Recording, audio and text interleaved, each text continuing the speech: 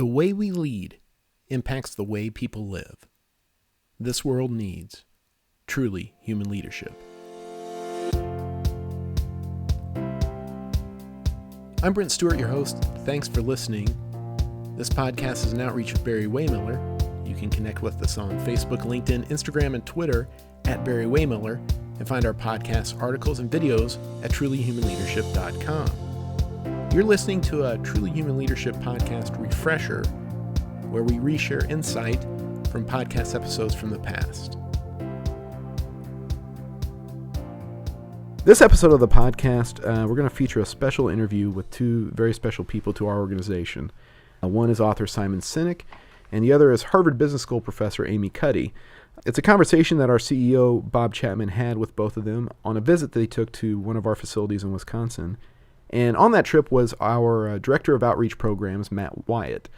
Matt, you've known Simon for a long time. Talk a little bit about how you and Simon came to know each other and establish a relationship. Sure. Thanks for having me, Brett. Simon and I first were connected when I was on the active duty in the Air Force, and he was working with a general officer that I had previously served with. And this general officer asked me, as one of my final duties on active duty, was to take Simon into Afghanistan. And so Simon and I boarded a couple of military aircraft and flew over and spent a little time in Afghanistan, showing him the missions of the men and women over there. And he's worked very closely with the military, given himself and his energy and his time tremendously. And so that was a formative time for us, as some of the missions we were on were quite emotional, and we took him and he got to see a lot of life that occurs, life and death that occurs there and coming home. And so we've been close friends ever since, and this was a pleasure to be with him and Amy Cuddy on a trip taking him to Barry-Wehmiller. So tell us a little bit about the trip. How did this all come about, and how did Amy get involved with it? Simon and Amy represent number 3 and 2 TED Talks of all time, respectively. Amy Cuddy's TED Talk is number 2, and Simon's number 3. Amy Cuddy's a fantastic, just wonderful, incredible, energetic personality. And her and Simon connected on a flight to the TED Talk in 2014 up in Vancouver. They realized they were both on the TED main stage. And Simon has been an admirer of Barry-Wehmiller as a organization that really lives out a lot of the visions and a lot of the theory that he has talked about as a way something could be. And so when they were on the plane over there, Simon said to Amy, "You got to check this place out." And so they agreed that they would set up a trip, and so we kind of made that arrangement. And back in, I believe, November of 2014, we flew them out to our place up in Wisconsin, both in Green Bay and up in Phillips. And they got to see what Barry-Wehmiller does in the manufacturing space, but more importantly, they got to see Barry-Wehmiller's culture on display there. Yeah, absolutely. And I think these are two people that see companies all of the time, right? That's their job.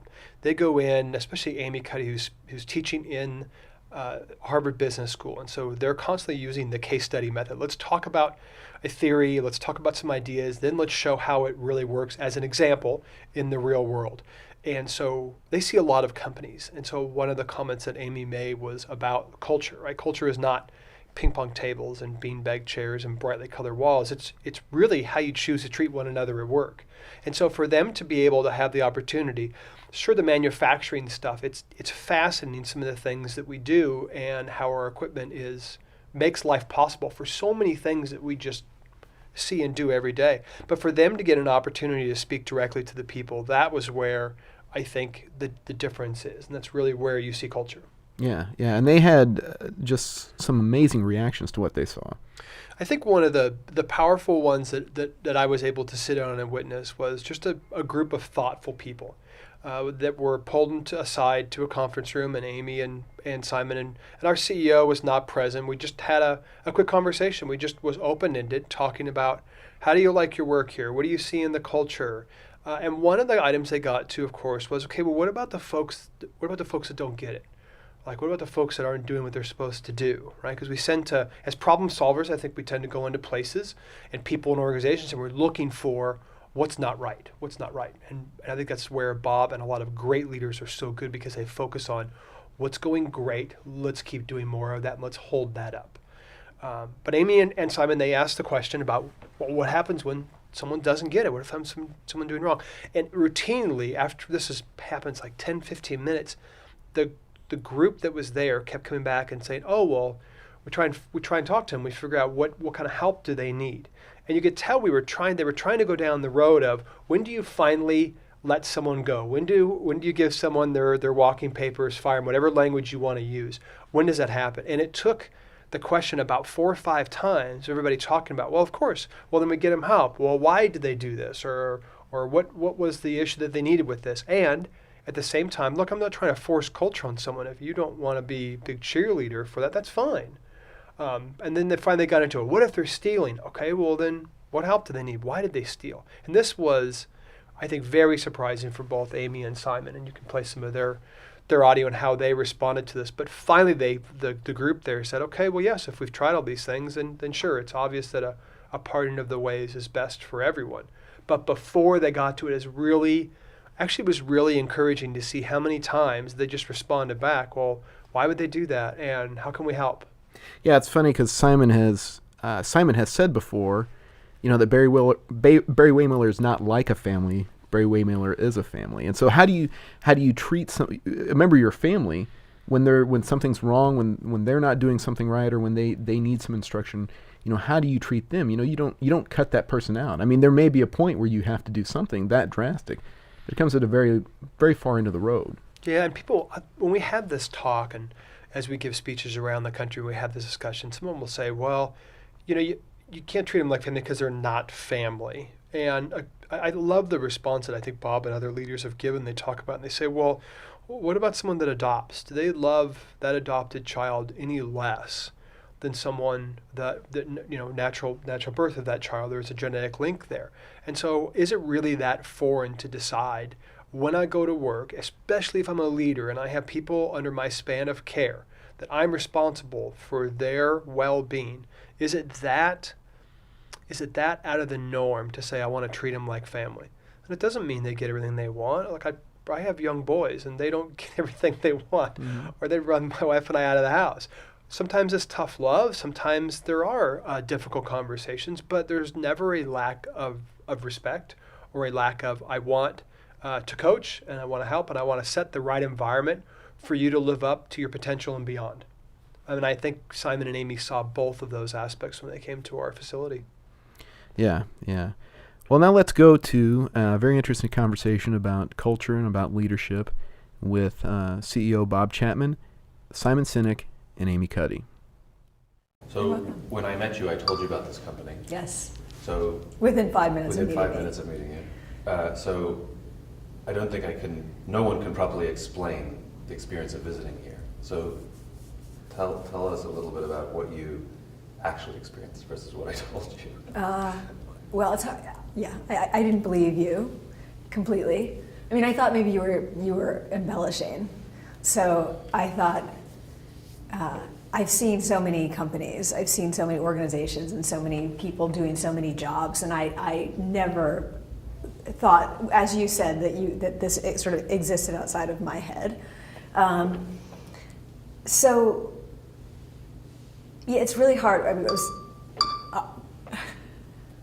I was chatting with the folks out here this morning, and they were asking me the same thing. And I think one of the easiest ways to say it is that you and I are going to be writing a case on this company, and I quickly, within the first 30 minutes, I realized that there's no way we can just write a case. That it can't. It's not possible to communicate this on paper. And I was kind of distracted in the beginning because I was in my mind going, how are we going to do this? I almost felt like it's an embarrassment of riches. We can't write a case with all of these amazing characters in it and say that they're all happy and getting choked up when they talk about their jobs. So we're going to have to come back with a camera crew and interview everybody so they see that they're real people. It's not just seeing people who love what they do. It's also, there are people who love what they do everywhere. You can find them. And they find a place to work in their organization alone in a corner. And they still love what they do. They're not proud to be part of an organization. It doesn't mean anything to them, or it's actually negative. So here, they're proud to work for this company. they're so proud that it brings them to tears. So there's nothing superficial about it. You and I have talked about sort of Silicon Valley and how it looks all glossy from the outside, and they think they're doing all these great cultural things, but it's totally empty. There's no character, there's no substance to it. Here, it's this. You can see that it's taken years. It's so people have completely internalized the values of this company, and they feel cared for. They feel respected. They feel that they're contributing something unique, and they are. They care as much about the people they work with as they do about themselves, and you see them get as choked up talking about the other people as they are when they're talking about their own job. It is like a little utopia, as Andy said. This is now my third time to Phillips, but my fourth Barry-Wehmiller trip, and I learned something new every single time. New examples, new perspectives.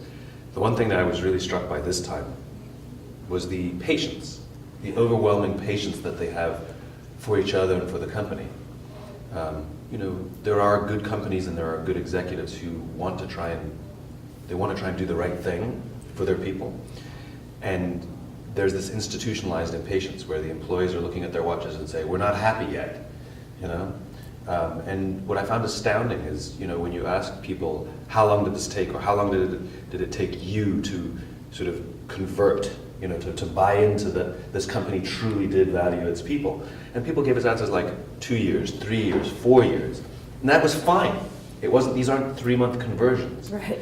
And I was really struck by how much it's just like normal human relationships. Yeah. Like, how long does it take to fall in love and get married? Well, it doesn't take 3 months. Yeah.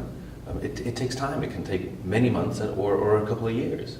That's how long these relationships take to build that kind of trust and vulnerability and reliance.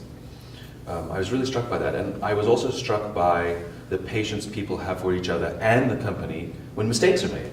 Yeah. When someone actually falls that could easily be perceived as a serious violation of the values, the reaction of the company is not get rid of that person. The reaction of the company is help that person. And we asked, when we met with some of the people, we asked, how do you self-police? How do you police each other? In most companies, management has some sort of policing structure. Checking bags on the way out or whatever it is. And we asked, how do you police yourselves? Because there is no senior policing structure. And they were confused by the question. And I don't even think they realized they answered, the way we help each other. They answered the word policing with the word help. In other words, the culture here is so profound. But without making a point of it. No, without making a point of it. Not even noticing that's not even realizing. They weren't correcting me. No, yeah. They weren't correcting me. It was just how to understand. They were like, oh, now I get the question. How do we help each other? Right. They're just trying to understand the concept. And this is what I find so profound about it. Like any strong culture, if you think when you move to France, if you live there long enough, you start eating bread every morning and butter on everything, and you become inculcated into the culture. And the thing here is, it's so remarkable that it actually affects their being. They actually become better people, more empathetic people. I'm struck by that. Yeah. I've got a question for the two of you. When we flew out here, we talked about the word trust. And you talked about how do you build trust in organizations, and I said, we don't try and build trust, we try to care, genuinely care about people. And I think when you genuinely care about people, an outcome is trust. We talked about it on that plane coming out. You now had 24 hours of dialogue with people. How does that set with you in terms of, because you talked about trust and the importance of trust in organizations. We talked about care. How does that resonate with you now? I still think that the underlying principle for organizations to be successful is that you have to build trust. But the caring idea I mean, it's related to what Simon just said about how long it takes. You can't build trust overnight, right? You can't, it takes a long time. But you do that through consistently caring about the people. Again and again and again. And they see other people being cared for, and they don't see any exceptions really to the rule. I mean, that's what's happening again and again. And people talk a lot about what happened during the economic downturn and the time when their jobs were really on the line. And that was really important for people to see that even through that, everyone sort of saw themselves as each other's peers, and they were going to walk through it together.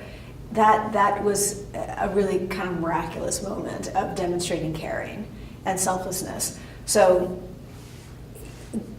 yes, the caring, the use of the word caring is not cheap. People use it very thoughtfully here. When they talk about feeling cared for or caring for someone else, they mean it.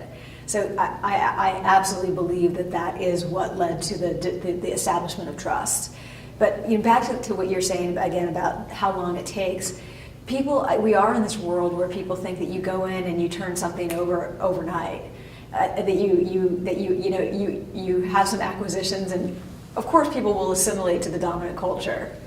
Of course that will happen. It's taken for granted. And when it doesn't happen, they're like, oh, well, these are problem people. There's something wrong with them, not me. Right. There's something wrong with them. And we need to distance ourselves. So that's, leaders today,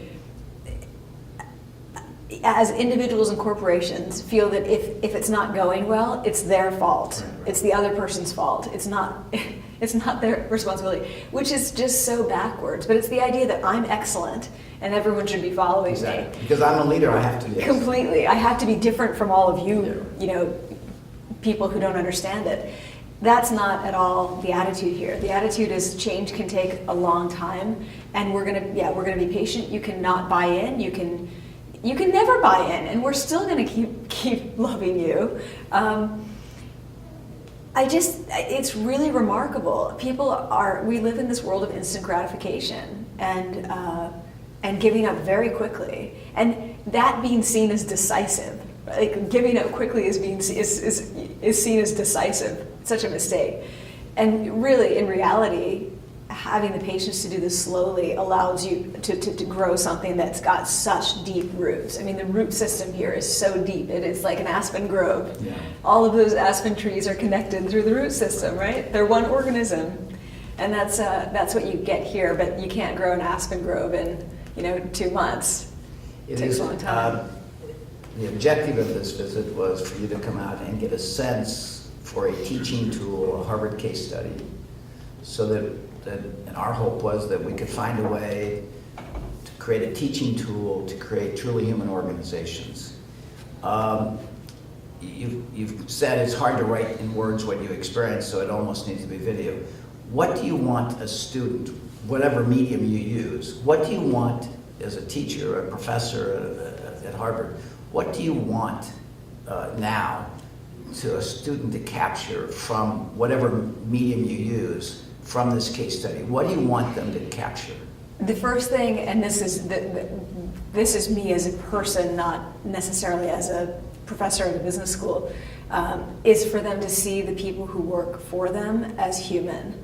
And I feel like workers are so dehumanized.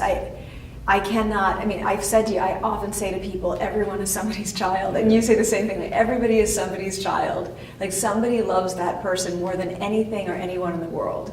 It's some person held that child in their arms when this person was a baby. So I really see that everyone feels respected as equally deserving. I mean, if you work hard and you contribute, of course you deserve, but not in a sense of entitlement way. It's much more thoughtful than that. So I want people to see that these people are treated incredibly well, but they feel that they're treated incredibly well. You see it now. And what happens when people feel that way is that you don't have to. You don't have to buy $1 million in ping pong tables and beanbag chairs and fancy disco lights. that's not what makes people happy. What makes people happy is being able to get up in the morning and feel like they like going to work, that when they walk into that building, they actually feel sort of alive. They stretch out and feel better instead of going like this when they walk into work in the morning. And that's what you see. So I want them to see that, and that's the challenge is how do we show them that without bringing them here. And we're going to figure out a way to do that. It's doable. You know, the thing that I think is really interesting about this organization is it exists as human beings are designed to exist. You know, it's right. We are built for and predisposed to look after each other. And there are systems inside our bodies that try to get us to look after each other by rewarding us when we're nice to each other. It's why it feels nice when we do something nice for someone. It's why it feels nice when somebody does something nice for us. You know, there are systems trying to get us to look after each other. And the reason is because we're tribal animals, and our very survival depends on our ability to trust each other. If we trust each other, it means we can fall asleep at night, and someone else will watch for danger. If we don't trust each other, we can't fall asleep at night. It's a bad survival system. And so these little things, you know, we know that oxytocin, this chemical that is the rewards system, it's the feeling of trust and love and friendship and all those nice warm feelings. We know that oxytocin is released when you perform an act of generosity, giving of your time and energy with no expectation of anything in return. We know that oxytocin is released when you receive an act of generosity, when somebody does something nice for you, it feels good. We also know that if you witness an act of generosity, oxytocin is released. And the more oxytocin that's in the body, the nicer we become, the more generous we become, just the more we have in our bodies. We live longer, it boosts our immune systems, it actually affects our frontal lobes, we actually become better problem solvers. It's a wonderful, amazing chemical. And so when the behavior is modeled, when all of the people around me act in this manner of selflessness and expressing empathy, it actually, this is the biology of pay it forwards, it actually creates a very strong tribe. And what we witness here at Barry-Wehmiller is basically human beings the way they're supposed to be. This is, unfortunately, we view it as the exception, we view it as an outlier, but it's actually the way we're supposed to be. It's what makes us feel good and live longer and enjoy life. As I recall, Simon, in maybe your second visit, your reaction to what you experienced was, because we called it people-centric leadership. Yeah. And you said, you know what, this is truly human. It is and truly. It's exactly what you just said. That's exactly right. This is the way, and that's why it is not hard to create this environment. And remember, we didn't try to create this environment. We just said we want everybody's somebody's precious child who we've been given the opportunity to impact, and we want them to go home fulfilled. We didn't realize that when we asked, that we created that goal, that they in turn would also try and help other people. So we created an environment where people were allowed to care, and it's a natural tribalistic. It's not even about, you know, you often hear this like, we want to help them, you know, find their greatest potential. It's not even about potential. Yeah. It's about just being human. I agree. You've created an environment where people can just be human. And they talk about this. You hear people say, it's an environment where I get to be myself. Yeah. My Like, what a wonderful my thing. genuine self. My genuine self. We hear this all the time. I mean, and which is what I'm constantly trying to teach people about feeling powerful. Feeling powerful is not about dominance over others. It's about feeling like yourself and being comfortable with that and bringing that self into these stressful situations. Because when you feel that way, you actually are able to be more open to other people. You don't want to dominate them. You're open to them because you trust yourself. You know who you are. You feel grounded. But I want to build on what you were saying about the sort of tribal idea, because one of the interesting things about oxytocin is that it is great for members of the tribe, but it can make people more aggressive toward outside people, toward other tribes. And one of the interesting things is you don't see that. So, and I'm just thinking about this as you're saying it, because I totally agree that when people refer to it as their tribe, that's amazing, and that's a great thing. But when we ask people in all three plants, I think, about their friends who work at other places or people who work at other places, I never sense for a moment any kind of snobbery or sense of superiority or contempt, toward those other people. No, instead, so they don't feel like, well, yeah, this is our tribe and that's your tribe. They feel like, it would be great if you could join. And if you can't join, how can we make your experience as good as our experience? So somehow it's fostering a sense of caring that goes way beyond the tribe. So people feel so loved and safe and cared for that they can extend it beyond their, kin circle. So Even internally, Yeah. we asked what happens when one division is doing very well financially, and another division is not doing well. And there was this almost pride, but it definitely sort of willingness and want to carry the one that's suffering. And they said, because next time it may be us. Again, this is a very human expression, which is, of course I'm going to be nice to the person who's sick, because I might be the sick one next time. You look to other companies and they sort of roll their eyes that we're paying for them.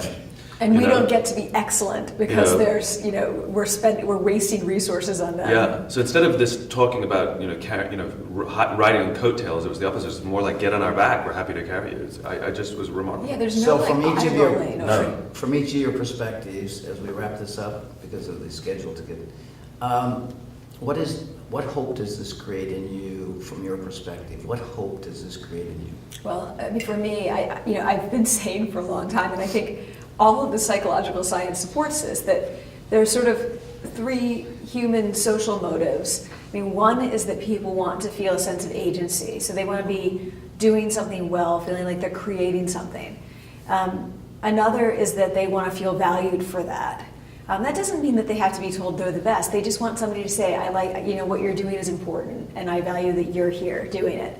Not that someone's doing it, but that you're doing it. And the third, and the most important, is that people need to feel a sense of belonging. They need to belong to a group. They need to feel loved and to be able to love other people. And when people don't have that, it activates the same areas of the brain as physical pain. So being ostracized is like having being injured physically. So it meets all of those needs, and I've never seen that. I don't know if I've seen like a family where all of those things are happening, or any kind of group of people where that's happening. So it gives me a lot of hope in that way. I quoted Mr. Rogers last night, and I'm going to try to remember exactly how that goes. But it's something he's talking about when he saw upsetting things on the news when he was a kid, and his mother would say, "Always look around for the helpers. There are always people helping." And as someone who works in a lot of companies or with a lot of companies that are not doing things this way, and you start to feel kind of hopeless about the future of things, then you come and see this. You go, "There are the helpers." Not just helping each other, but this is going to help other places, right? And just one more thing, there's a little town in Italy called Positano. I don't know if anyone's been there. It's pretty magical, and John Steinbeck spent a lot of summers writing there, and he described it this way. He said, "It's so perfect. It's such an incredible little remote sort of place." And the people are friendly, and it's wonderful. And he said, Positano bites deep. It seems unreal when you're there, and it becomes beckoningly real as soon as you've left. And I think that's how I'm going to feel about this place. Thank you. Simon? Barry-Wehmiller serves as like a lighthouse. It's like this North Star. We wander in the desert unless we have something to follow. We'll get lost unless we have a compass direction, something to point us and guide our way. And I think Barry-Wehmiller is that North Star. There are a lot of companies who, because it's still made up with human beings, they innately want everything that the people who Barry-Wehmiller feel. Everybody wants that. They act in different ways because that's the standard, or that's what's expected of them, or that's what they've been taught. And I think the simple existence of the company, that Barry-Wehmiller even exists, shows people a direction that they can move towards. In other words, I think it actually inspires confidence to try something different because it exists, because you can point and say, I want to be like that and move towards it. It's people like us, it's our responsibility to make sure that North Star, that lighthouse, that the bulb is new and that shines very, very brightly. Because the more people that see it and hear about it and learn it, the more people will work and walk towards it. Our hope is, from the blend of your two skills, that this case study, this video experience, that we'll somehow be able to hold that star, that light up as high as possible, to aspire leaders in the future, and leave the word manager and bury it in some place, so that we create leaders who care about the people whose lives. And we don't manage people on the way towards the North Star, we lead them there. Right. We'll inspire them. Yeah. It's been an incredible frustration for me as an experimental psychologist who knows that all of the data that we find in the lab, like all of the research that we do, shows that this is the way to do things. So then I'm in this situation where I'm supposed to be teaching the case method, and so teaching them about the research, but through real world cases, like, see, it's working here and it's working here. And I haven't had those cases. They're not out there because there are so many unhealthy organizations.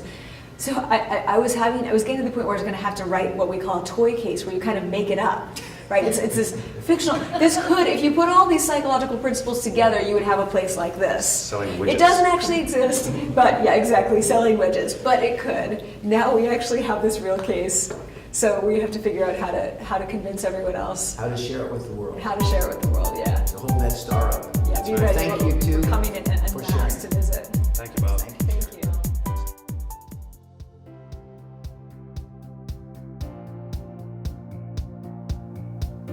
Don't forget to find us and connect on Facebook, LinkedIn, Instagram, Twitter at Barry-Wehmiller. And you can find more podcasts, articles, and videos at trulyhumanleadership.com. I'm Brent Stewart. Thanks for listening.